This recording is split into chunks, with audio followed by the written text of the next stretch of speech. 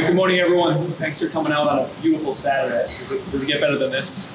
Unbelievable. Well, it's nice to have you all here today. For those that haven't had the chance to meet, I'm Tom Milcheski. I'm the superintendent of schools. This is my sidekick today. This is Grace. He's going to help lead the tour. So we have camera today for a couple of reasons. One is we're going to try to have a little bit of video footage and some photos for town meeting members who aren't able to attend today, or from the basketball tour, so that way we can give them also some insights on just where we are as a building. Our goal today as a team is to kind of walk you through just what are some of the core facilities issues that we're having here and around just with different parts of the building. So Joe Huggins is going to speak to the majority of that throughout our tour. And the second piece is for us to speak more about just some of the programmatic challenges that we're having as a result of the space. And so that way, when you're going into town meeting next week, we're asking for $2.2 million for in money for a feasibility study, that you have a little bit of an understanding of sort of why that ask and where that's coming from. So that was important for town meeting members to have the opportunity to visit the space. I know for some of you, this is nostalgic. I know some of you have been in this building 10, 15, some of you said 30 or 40 years ago. So I'd just like to turn over to members of our team. I see here we have a lot of representatives from our district and from our town kind of supporting us today too. So we'll just go around and quickly introduce ourselves and then we'll get started. My name is Susan Bowden. I'm the Director of Finance for the School Department. I'm Carla Nazzaro. I'm on the school committee and I'm on the Killam Building Committee. I'm Tom Wise. I'm on the school committee. Good morning. I'm Officer Mariana Coppolis on Plant Patrol for Reading. Captain Rick Nelson, Reading Fire Department, Fire Prevention. I'm Joe Huggins. I'm the Director of Facilities. Good morning. I'm Sarah Leveque. I'm the principal here. Welcome. And as you're going to hear most of the tour from Joe and Sarah, I'd just like to start too by sharing that I think that this is a building that's been really well maintained by our facilities department. I think if you know Joe and Kevin, the team, they've done a really amazing job helping to live this building out as long as it can. What building that is this old at this point, I think you'll see has been sort of worn down, and I think has at this point has poses some challenges. But I also want to acknowledge that I think our facilities team has done an amazing job pushing this out really as far as you can go to. So thank you everyone for coming, and I'm going to turn over to Joe to kind of kick us off in this space, and then we'll get going on our tour. So Sarah and I can explain some of the challenges in this space right here. So this is the cafeteria. It's a high-use area for Killam. One of the things that's a challenge here is that the stage is... So they can't hear you in the back. The stage at this particular facility is not handicap accessible. Okay, there's no way for anybody to really get up on the stage. That there's no ramp and there's no lift, which you would see at a lot of the newer schools. So that presents quite a challenge for students and some staff. The fire curtains, Rick, you could talk about that also. The fire curtains are treated to be fire retardant, okay? But if this was a newer building, it would look much different. Rick, if you want to talk about that. Sure. Yeah, so one of the big things to understand about a new building versus this building was built pre the building code. So it was built under best practices at the time. We now have over 50 years of building codes that help support a new building and help drive some safety forward. Okay, and some of the things you expect to see out of a new building is, first of all, there's no sprinklers in this building. Sprinklers are very successful in making fires stay small. They're very successful in minimizing damage, very successful in minimizing smoke propagation. All these things can be very hazardous. Okay, so in a new building, you see sprinklers.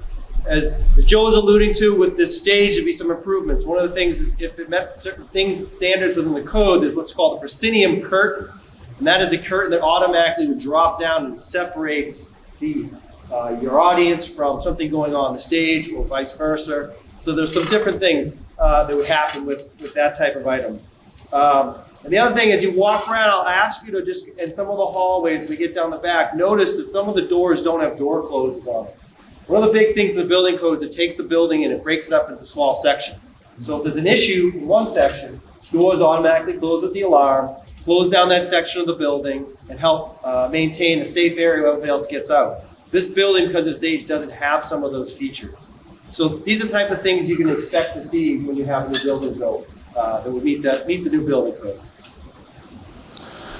Okay, and along those same lines, we can take people up on the stage and show them. So storage is a huge issue at the school, and in order to maximize space in the building, what we've done is we've built storage behind the back curtain. Sarah can show you that. Everybody can come up here and see this too.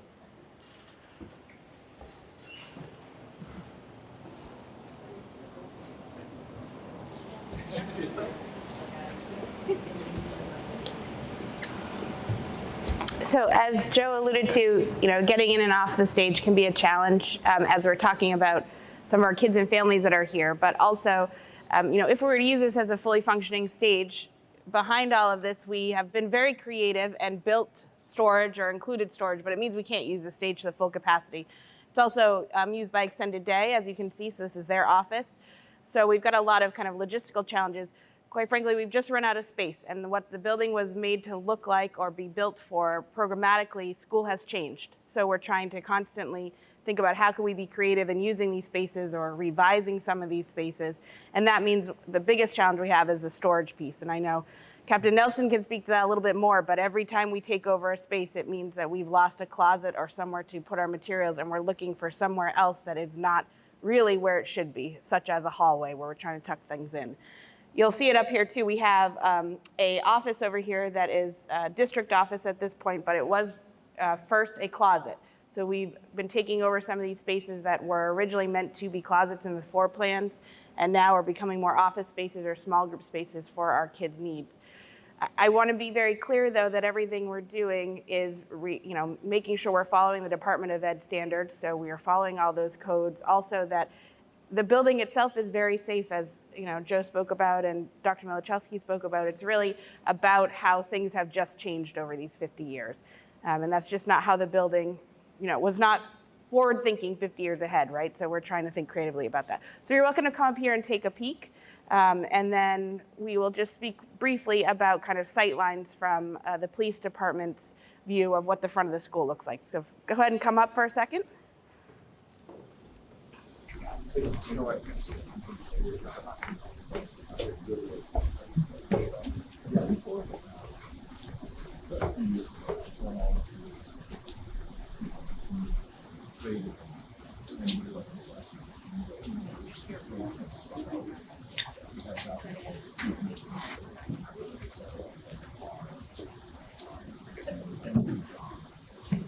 Well, it's not really for you, it's for together, so it's a good, like, if you walk through, it looks like you walk around, it's like, it's like a really good learning. Yeah, it is. Good. So But, it's weird to have summer in November. That's for walking here. Right, so as long as, I think I talked about. Yeah. Presentations and meetings, like, we could Well, and I knew it was definitely a walk morning because it was I didn't give myself enough time, so I had to power run. But obviously, Yeah, it meant right. earlier. So, yeah, that's something we're doing. So in just a moment, we're going to move down to another area, but we're going to ask, from really a safety perspective, the front of our school is a little bit different than others because we have two entrances. So we've had to be really thoughtful about how we make sure we have sight lines from the office perspective. Again, thinking about where we are today. So if you don't mind speaking about that. Good morning. So I'm just going to touch base on the sightline. I know in this school right now, the office staff can't see anyone walking in. I believe it's the right door. So that can cause a safety issue. So if you look at newer schools, such as the high school, they have one point of entry where they walk in and staff can see who they're letting in and who's coming into the school. So in a new school, you should expect that. Thanks. Why can't there just be a monitor on that door?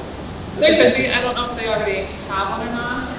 We have everyone come to this side. So if somebody is not, we wouldn't be able to hear if somebody's knocking on that door. We'd have to physically stand up and see them. But we've made it very clear that this is the side that we come in, and we keep them locked at all times on the other side. So just sort of to create a funnel. Yeah.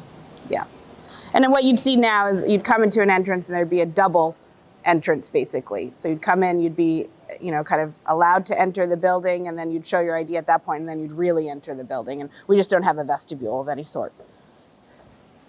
Thank you. So we're gonna go down this hallway over here and take a peek at a couple of different places, and it's gonna get tight. So we just ask that we kind of huddle together and then keep moving as a group. The first place is the generator room, just to see, the materials we're working with. They have been here since 1968. And then we're gonna go, and I'm gonna show you another space that was originally a custodial closet that we've converted again to another office. This was a space that had the sink in there, was storing many of their materials. Again, facilities have done an amazing job. You wouldn't know that when you see that, but these are just some of those places we've had to revise. And then into the kitchen area to see some of those pieces. Anything else we want to share here? Okay, so Joe, if you want to start that, that's great.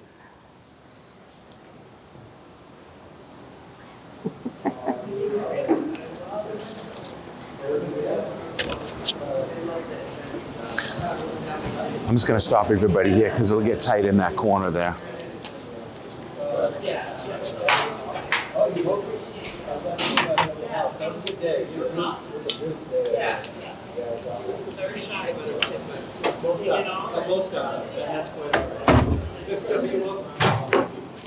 So before we go around the corner, we're going to go around to the main electric room over here.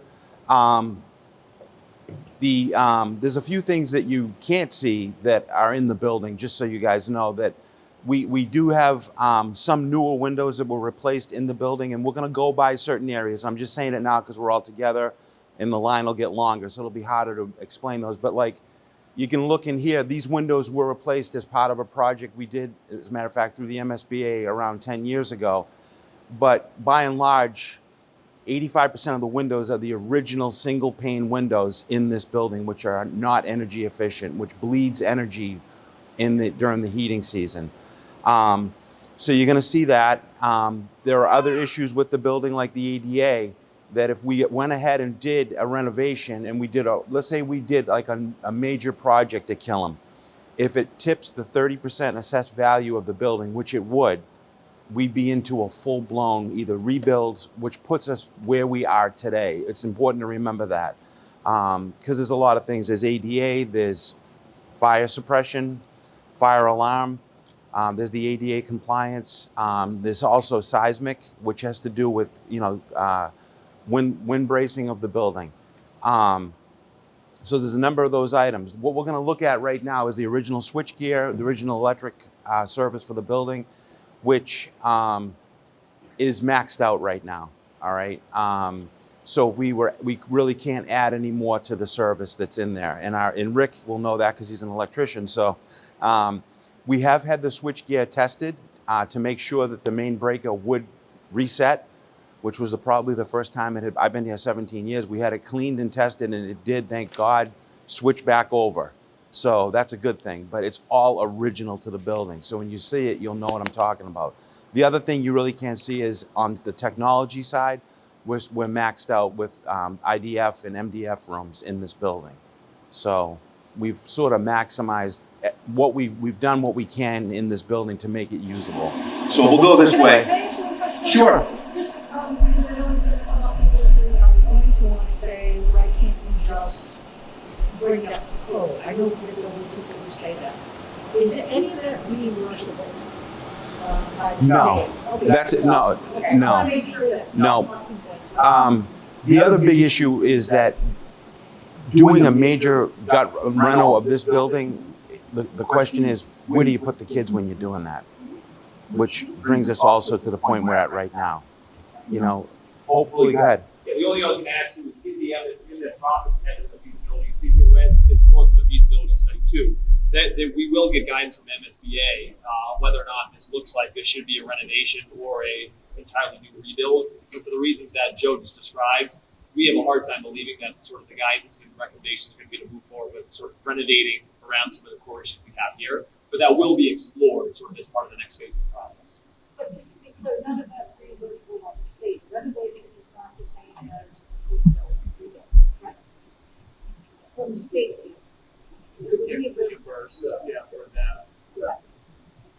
Technically, the language perspective, they make us say renovation or rebuild. So because they're making us say that, if they would support something, it would be a much bigger project, right?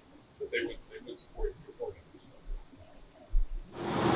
And the last thing I should have added too is that the lead in the drinking water in the building.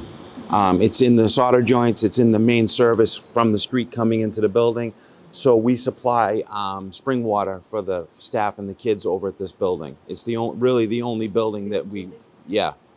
So keeping in mind if there was a major renovation of this building, everything would have to come out. So, all right, we'll walk this. Anyone more questions? Okay. Why is it down the building with wood? Because of the age. Because of the age. Barrows was renovated. Barrows was it was a gut reno. Yep.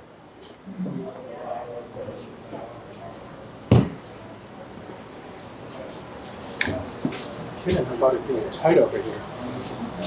Let me just get some of this and then you can.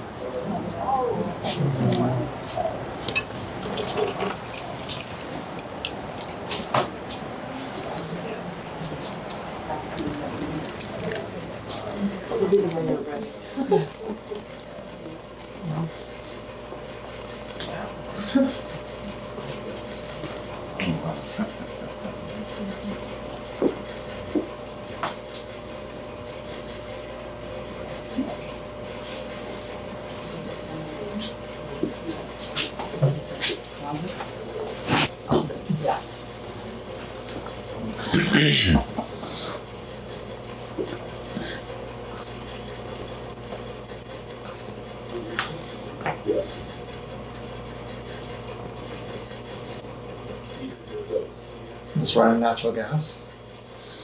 That's an emergency backup generator that was decommissioned back in, it was about 20 years ago. I had major issues with it, but the building is on natural gas. Yes.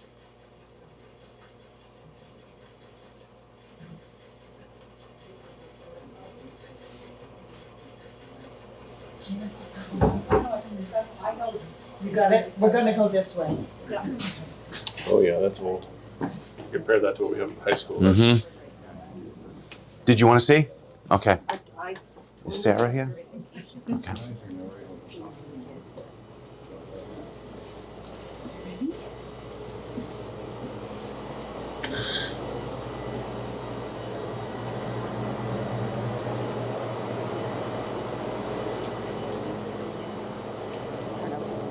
In here.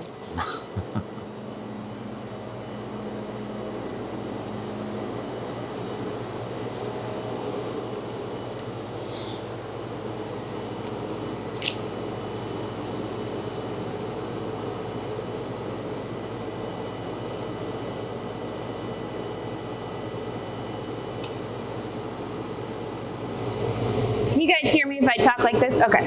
You have the bullhorn, but I prefer not to use it. So you just passed the one of the office spaces I pointed out earlier. Just one of these spaces that we've converted from what the original floor plan was. Completely operational, just not ideal and taking away storage for us. So we wanted to stop here because, again, from the perspective of what was here originally, this is the original kitchen with the original refrigerator and freezer section. You can see the repairs that we've been doing throughout the year. You can also hear how loud it is, right? So when we're trying to serve our kids, really interact with them, this adds an added layer of fun, we'll call it that. But Joe alluded to, and probably will speak a little bit more about the lead in the water. So this is one of the areas where we have to be really thoughtful about what that looks like for our kids, and just make sure, of course, that it's safe, which it is. But I don't know if there's anything specific to this you want to point out? Yeah, you can see the windows I was telling you about. You're going to see that condition throughout pretty much the whole building. A lot of the classroom windows have a panel at the bottom of the window that's, I'll call it, it's like masonite, and over time they rot out. And in the main lobby, the lower section, because it's at ground level, was completely rotted out. And we have this condition in some other areas that I'll show you, that we've actually had to replace the panels to keep air infiltration from heat bleeding out of the building in the winter, which creates a comfort issue. And you're also going to see doors. We've replaced door panels, but a lot of the frames on the doors are rotted out at the bottom, which is a big job, okay? So it's a large-scale window and door project that would be needed at this facility. So So we're going to go into this main hallway here, and we'll stop in front of an area. You can see where the building has settled and what that looks like for us. And then we'll go into one of the classrooms here, and I'll speak a little bit more about that on the hallway so you can hear me better. Oops, sorry.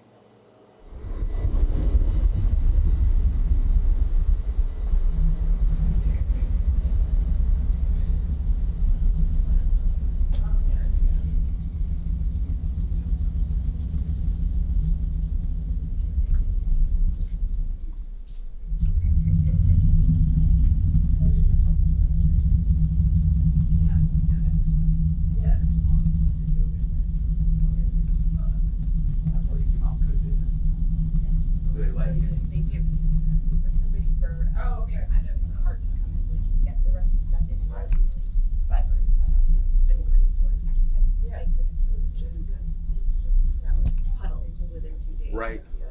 Yeah.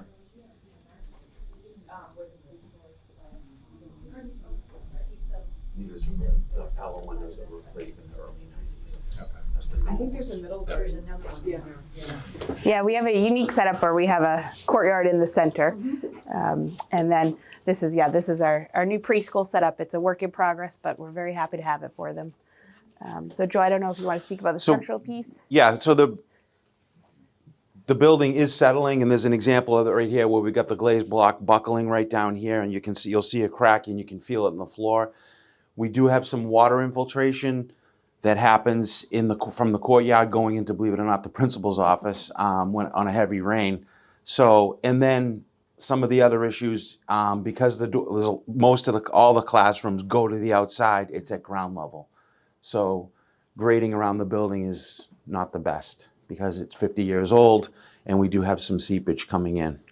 And what behind you on both sides, this is one of the projects we did early on. These windows are new. This whole section of windows was replaced by facilities. What year was that done? That was done, it was 2008, I want to say. 2008 we did these windows. Yeah. So if we're thinking about again, being on the ground, you can see kind of the black panels under the windows here that are covered in chalk right now. But those are the places that have been rotting out that we've had to replace, kind of below the windows. And again, just in terms of a heating perspective, they're not insulated. So we're getting a lot of air into the building. We're going to go right here into this classroom here on the right. For a couple of reasons, really, we're going to go towards the back. We are fortunate that most, or I'd say half of our classrooms here have bathrooms inside the classrooms, which does help us out from, a perspective of keeping the kids in the class. The challenge is the size of these bathrooms, so I just want you to see what they look like. What we see here is typical of every bathroom we have in a classroom or in an office space. And again, you're welcome to look to the left, and these are, again, 3 spaces that were originally intended to be other things that we have converted along the way. So feel free to peek in.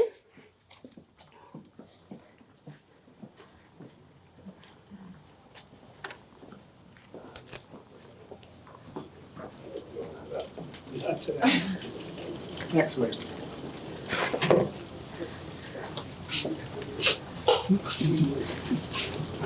So if you want to see a bathroom, you're welcome to come in here and see one.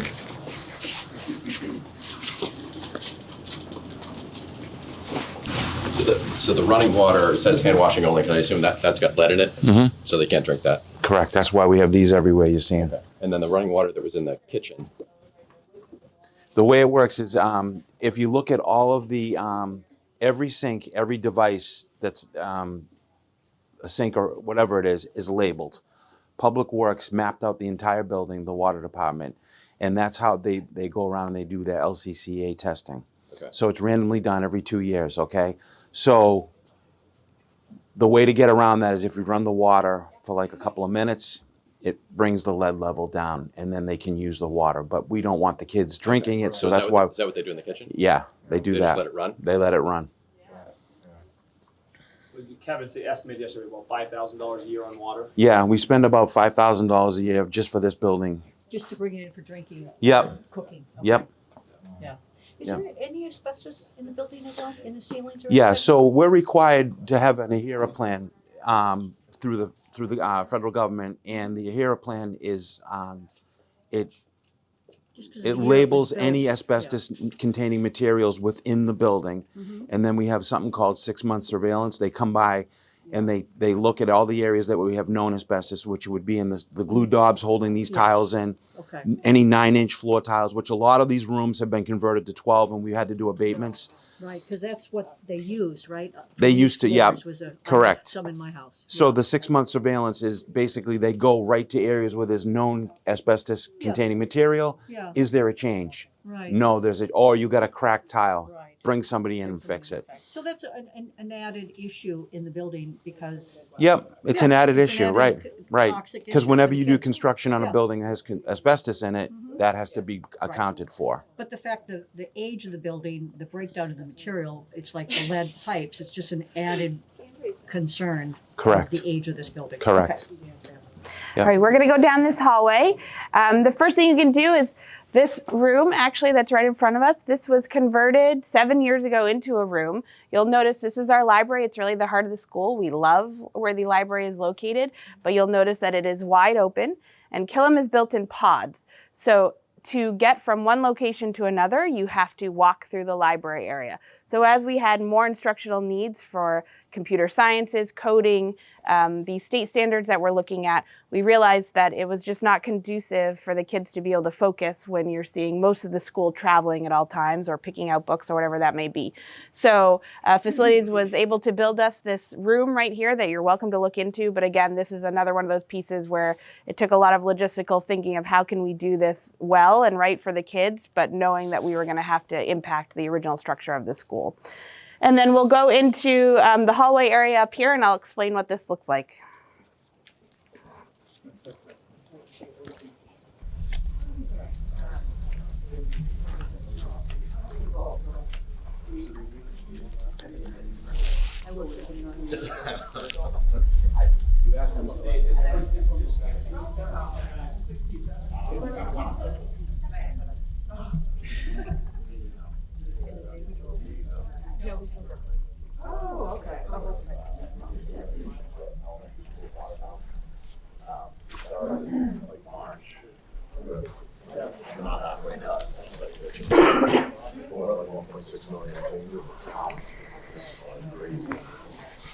So this is one of our classroom pod areas. So we have classrooms along the external wall or the perimeter here. Again, most of our classrooms have an external exit or entrance.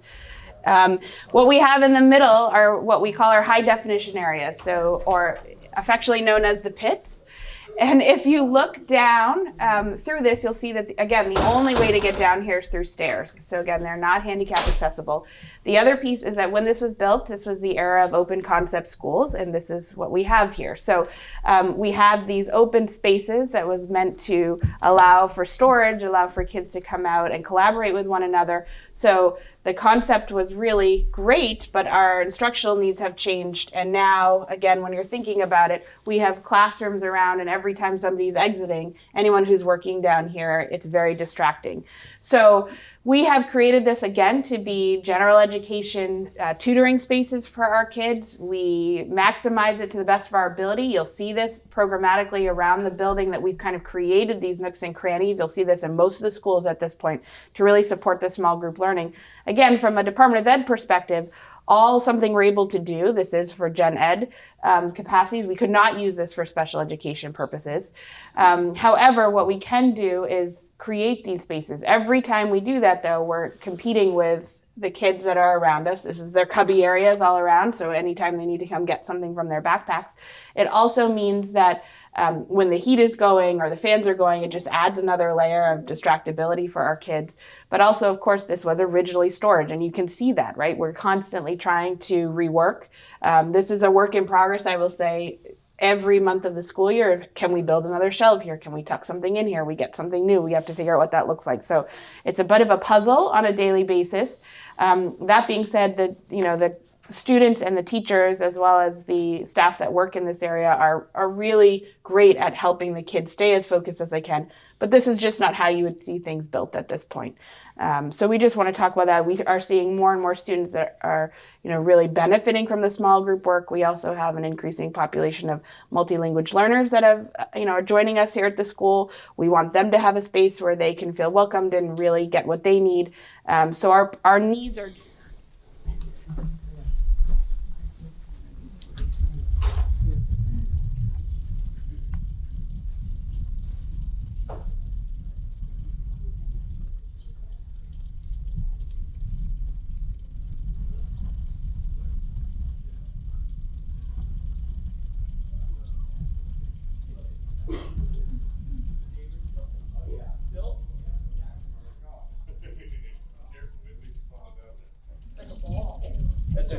You know what? Maybe we should do that. Just embrace it. Just make this sort of indoor recess time, fill with balls, and just. It's not a bad idea. I was actually thinking about the lines there that I would tip over what he did. Oh, yeah. Yeah.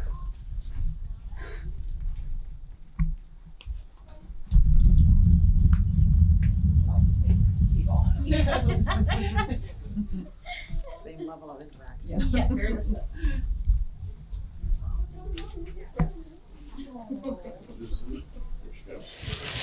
All right, so we're going to keep coming through here, and we're going to enter the hallway that Captain Nelson just spoke about. So this is a corridor for our kids. You will see, again, spaces you'll see to the left that were not originally intended, have been redistributed for things we need in the building. Again, these office spaces we've worked through.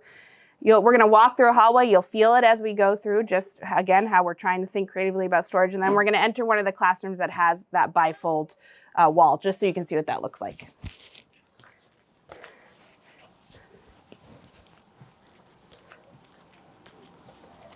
Thank you.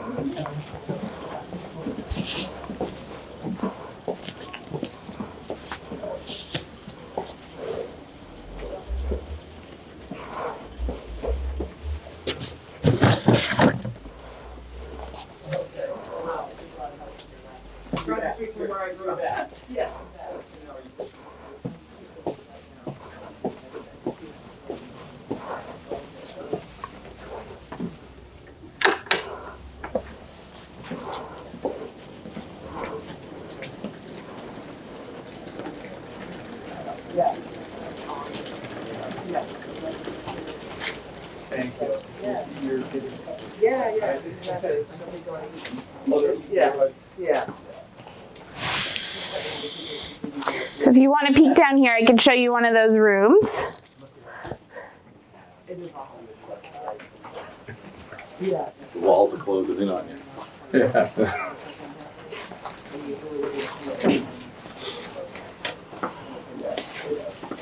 So this is one of our classroom spaces. Again, a really nice large space, but if you will notice, there's a blue wall back here. Feel free to come in, and you'll just see, how it was originally built.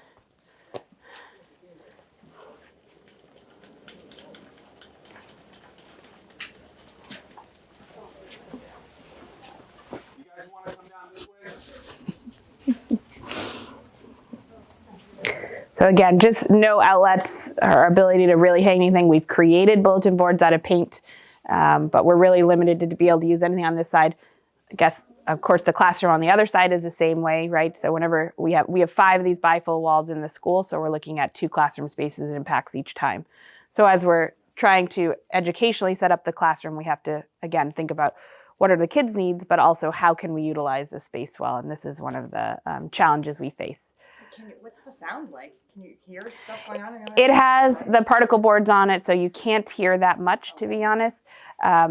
Is it as the same as a concrete wall? No, but they're pretty well insulated at this point. And again, originally why it was built this way, we don't really know, but we've made it work. So, yeah. So this is also an example of why you see computer carts out in the hallway, right? So if we have to make choices to hang the smart board or, kind of have some of the teacher materials we need. And then otherwise, we're looking at a couple of outlets in a classroom. Of course, we're not going to do anything by the water. This is another example of where we have the bathroom spaces, right? So really, we have 2 whole walls of the classroom we can't utilize electrically. And so we're taking up space in the hallway and trying to maximize as best we can. So what was this used for originally before the temporary wall was there? We don't know why it was built this way. They were classrooms originally. Huge.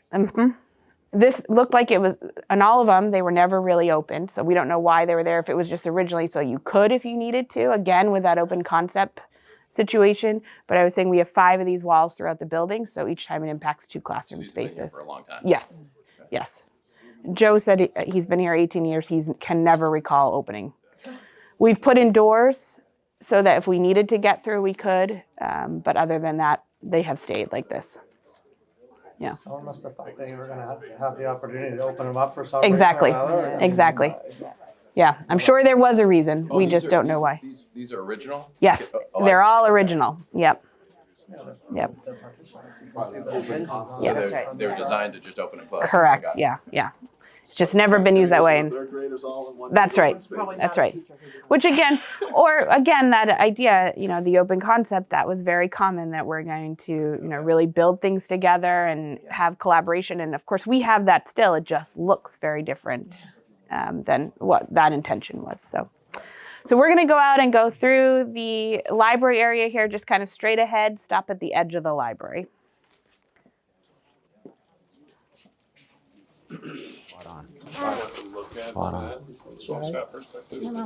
Whatever that portion is from the senior center is not real. Okay, we're going to go through this way.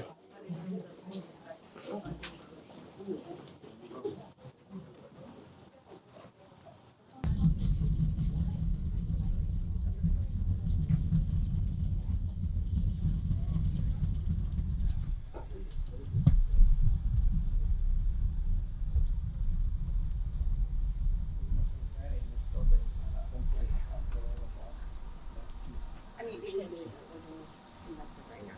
Like one of my after school programs is being squeezed, so we're doing exactly the same thing, like where can we.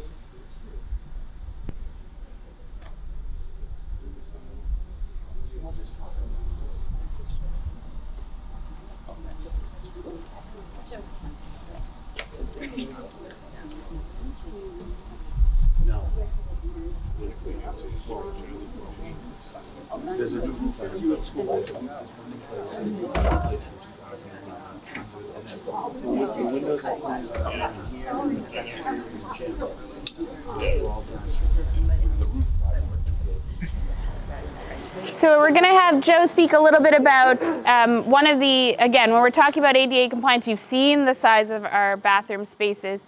We do have 2 sets of bathrooms, larger sets here and directly behind us.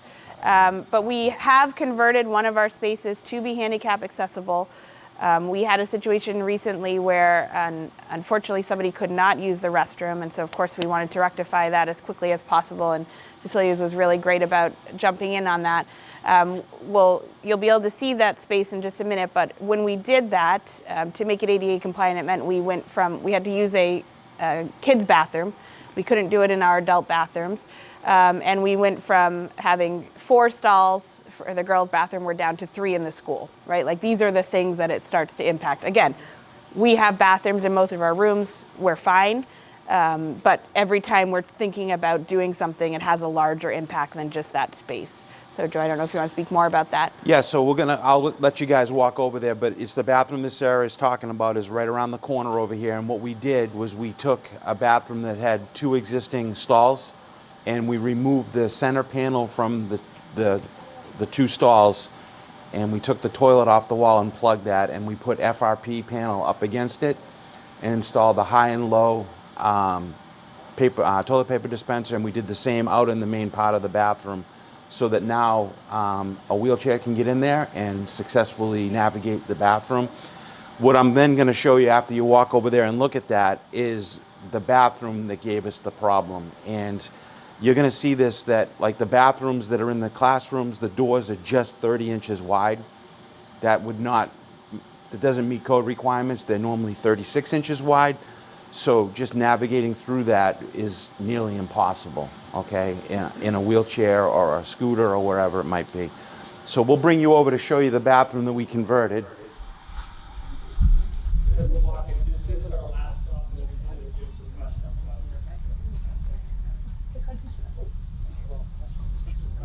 So just really quick, if you guys just take a quick look in here, and then we're going to end up back over where Sarah is standing.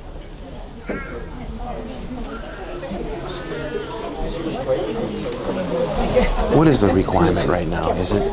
It's 36 inches for a standard opening. Can you go past? I mean, everything's like a minimum 3.0 door. Yeah, You know? okay. Standard doors. I mean, unless you get into something. Yeah, I think 36 is the standard. Yeah, it's definitely standard. Okay. Everything's built unless it's a storage room door. Probably that. Probably. You'd have to go through town meeting. I don't think they're interested in this. For all the challenges they do. Yeah, yeah.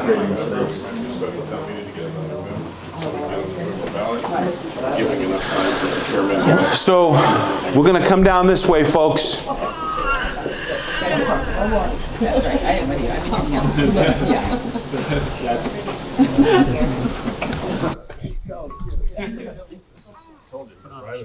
Yeah, I know. So the back of the question is odd that I talked about the process to do that in 17 years that I've been here. Never had a problem. Nice to see you. I'll see you in a week. 2 weeks? Yes. See you around.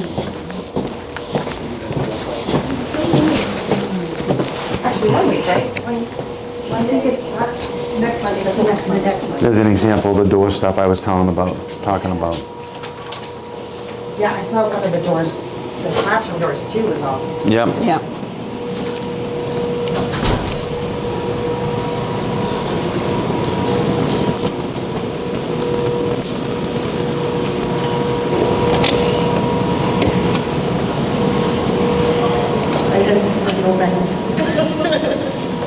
I know.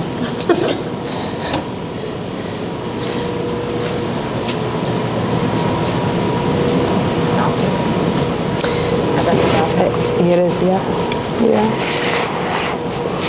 So just again, as another example, so you could see this is our gymnasium, and we'll speak a little bit more about that, but these were all either locker rooms or closets at one point. And so this is a locker room we have converted into a small group space, just to show you what that looks like. But again, this was not what it was built for. So when we think about technology, this does not have the electrical capacity we need in here.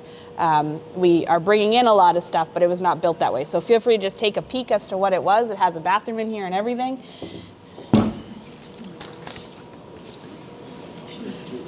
Yeah, this is cork. This is a cork floor. That's what the ceiling is. Those are called transite panels, and it's actually the roof. It's just below the roof itself. It's a structural component, right? It's like a composite. Pat's an architect, so he. Yeah, it's like a composite panel. They years ago they used it a lot to build. It may contain asbestos. Yeah, more than likely, I think it does. It might contain asbestos. It's not an ideal. The insulation that you get. I don't know if we've re-roofed. Yeah, we have built up more insulation, but you wouldn't. We see it a lot in old schools, but. So I think the last thing we want to point out here, of course, you can hear how loud it is, right? So as we're having classes, it sounds like this. But when we think about this in terms of a rental space, Killam isn't rented that often. This is not really a regulation size court at this point. There's no room. We have no baseline, essentially. And the floor is very unique, and we've done a lot to try to keep it up. But again, this is something that we just don't have the capacity to do here in this building. Joe, I don't know if there's anything you want to add to that? Okay. Yeah, it's the original cork floor that was put in 1967, 68. So a gym floor built today would be built up with resilient pads. Right, so, exactly. So it has some give. Yep. So it's a better, much better technology for kids jumping and what have you. Yep. As a coach, this was a horrible place to practice. I used to bring my kids in here for soccer, and it was like, nope. I'd rather go to JE, Wood End, anywhere else, just not here. Yeah. I'd like to thank everyone for coming out today. I know we've been here for about an hour. We'll all stick around if there's people who just have additional questions. So if you have questions, feel free to stick through. Otherwise, feel free to kind of move on. Just appreciate you spending your Saturday with us to get a better understanding of the building. And if you have any follow-up questions, feel free to email any of us or reach out to any of us. Thank you. Thank you. Thank you. If you're wondering how to get out, it's just a right out here. So. This is the room that we've talked about where the only way to get to one room is through another room. So you can see we're in room 4 here.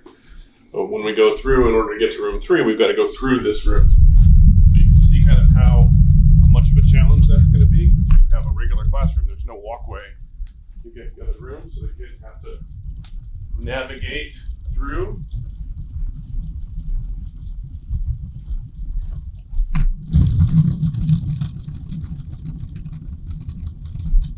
Get through here.